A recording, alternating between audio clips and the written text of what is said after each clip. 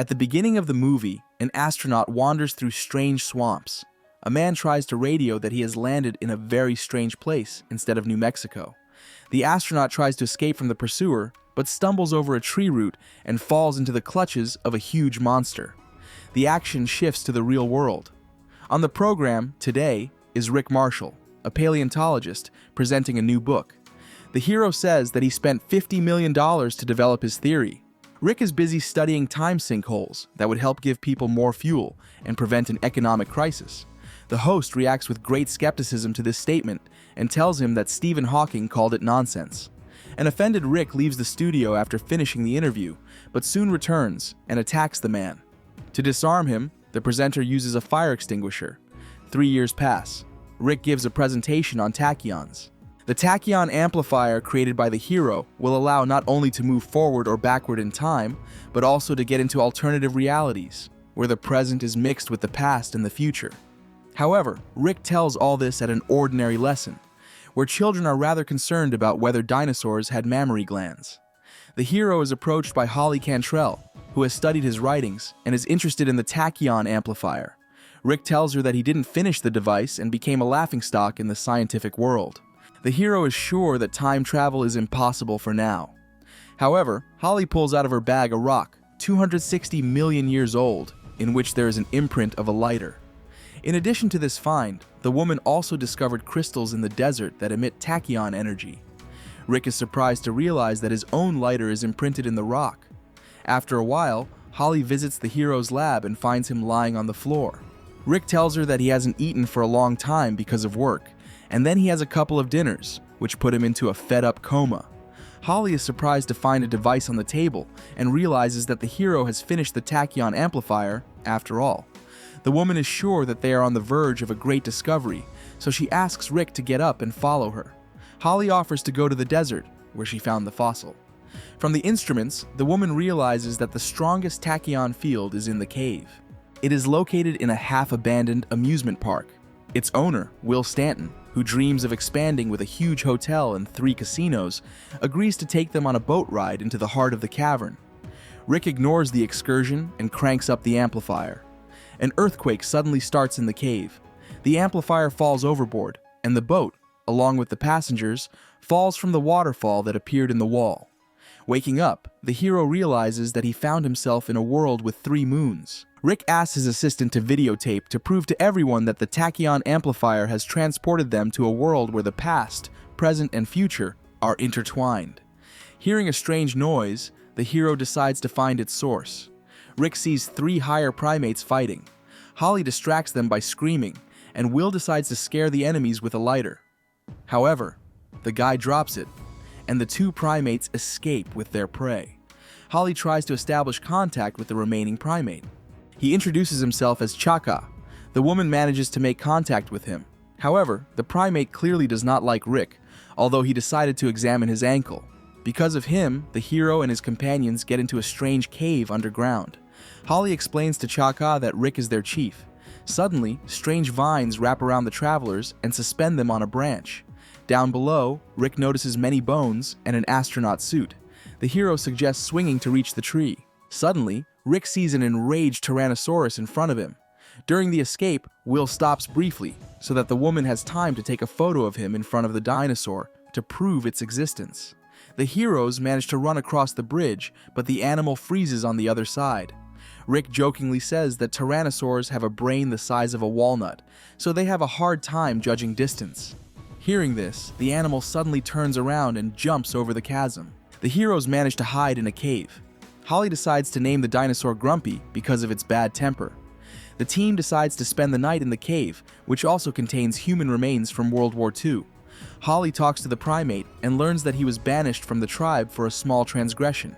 When Will wants to block the entrance to the cave, the hero stops him, saying that Grumpy won't think of going to them, as his brain is the size of a walnut. Rick hears a noise and, armed, goes outside. Near the entrance to the cave, he notices a giant walnut. Holly notices that Grumpy is watching the hero, sitting in another cave. In the morning, the hero records a video diary and speculates about having to roast Chaku when their supplies run out. Holly and the primate return from a foray and bring back large nuts. Chaka gives the hero an open fruit, from which many insects emerge. Rick is freed from them when he hears a strange noise. Going outside, the hero notices a strange glow in the woods. Rick feels his head begin to throb, and later, an image of an alien appears in it, asking to find him. The hero tells about the telepathic contact Holly, after which he moves out on the road. However, Will is sure that Rick has a tropical fever, and it is necessary to eliminate him. Soon the hero finds a place with tachyon radiation. Chaka tries to warn his friends about the Sleestaks, but it becomes too late. With the help of Holly's belt, the hero directs a beam of sunlight at the statues. A multitude of rays opens a portal to a strange dimension. Soon, Rick meets an alien, sending him a telepathic signal. Innick says that Zarn wants to take over the human world, so he must be stopped immediately. The alien asks him to find a tachyon amplifier to keep it out of the hands of the enemy. Rick is delighted to have found a like-minded friend and wants to hit the road. Will cautions him, however, saying that you should never trust guys in tunics. Innick can't join the squad because he needs to guard the tachyon-emitting crystals. Rick constructs a rough layout of the area and suggests a plan. Will is to fly a balloon with a reflector that will locate the amplifier. Hero and Holly will follow him on the ground to pick up the device. When Will reminds him of the threat in the form of Grumpy and his like creatures, Rick says he solved that problem as well. At night, the hero collected samples of the dinosaurs' secretions. If you douse yourself with them, they will help to blend in with the dinosaur's habitat and not attract unnecessary attention. Will and Holly do not really like this prospect, so they decide to go after Chakoi. The primate guides them through a desert filled with strange sights. An ice cream cart suddenly falls out of the sky. The dinosaurs come from all sides, determined to eat the seller. Suddenly, Grumpy appears. Together with another dinosaur, he decides to attack Rick, whose ideas constantly lead to failure. The hero copes with one of the enemies with the help of a catapult and liquid nitrogen. After the explosion, Rick finds the amplifier. However, it, along with the small dinosaur, is carried away by a pterodactyl. The hero decides to give up, which greatly disappoints Holly, who believed in him. Will talks to Chakoi and learns that their tribe lives where food is plentiful, and one can use the many services of women and enjoy life. Suddenly, the heroes hear music and see Rick playing a banjo and apologizing. The hero is sucked out of his fluid by a giant mosquito, which scares the others. In the morning, Rick suggests that they not give up and climb for the amplifier. The hero finds the amplifier and manages to retrieve it, calming the baby pterodactyl by singing. Afterward, Rick decides to relax a bit while Holly inspects and cleans the device. Chaka treats the hero and Will to a plant with special properties. Meanwhile, Holly finds a portal to a cave with crystals. Rick and his friends are attempted to be attacked by a giant crab, but it falls into an underground spring and becomes a great dinner. The hero says that he has become attached to Chaka, and Will speculates that he would like to stay in this world. Holly learns that Zarn is only a hologram, and the real villain who wants to take over the world and enslave it is Innick. The woman wants to warn her friends, but finds herself captured.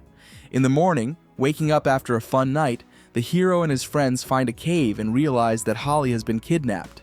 Rick manages to rescue the woman, for which the heroine kisses him. Chaka brings Innick, who confesses that he wants to enslave the universe of humans. Suddenly, Rick is attacked by Grumpy. The hero decides to tackle him, but finds himself swallowed. Holly realizes that they must defeat Innick in order to spread the word about Rick's exploits. During the battle with the Sleestaks, the hero suddenly appears riding Grumpy and saves the day while Holly and Will are perplexed as to how he managed to get out and tame the Tyrannosaurus. After many questions, Rick does reveal that he flew outside in a special way and relieved Grumpy of his intestinal pain. After thanking the Tyrannosaur for his help, the hero, along with his friends, runs into the portal to Innick. Rick gets into a confrontation with the alien. Will decides to come to his aid, causing one of the crystals to fall and shatter. Innick is nervous, as the passage to the human world may now be closed forever. Rick uses the crystal hanging around Holly's neck to temporarily restore the portal. Innick grabs Will, and the hero asks to leave without him, because he was going to stay with Chaka anyway. Rick returns to the cave on the ground and kisses Holly. Meanwhile, Will defeats Innick with the help of a primate. Now, having eliminated all the enemies, the friends decide to go to the old Chaki tribe to enjoy numerous women, magic fruits, and communication with each other. Before doing so, they have to overcome a vast desert. In the end, Will is struck by the beauty of the women who surround him and realizes that he didn't leave the human world for nothing. On the Today program, journalist Matt welcomes the hero. Rick has a new book out and names it rather offensively for the host of the program. The man can't stand it and pounces on the hero right in front of the screens. After filming, the hero forgets in the studio an egg that Holly found. The team leaves it on the table, not noticing that a real Slistak begins to appear from the shell. This is the end of the movie. Thank you all for watching this video to the end. Give this video a like, write in the comments what you think about this movie, and see you in new videos.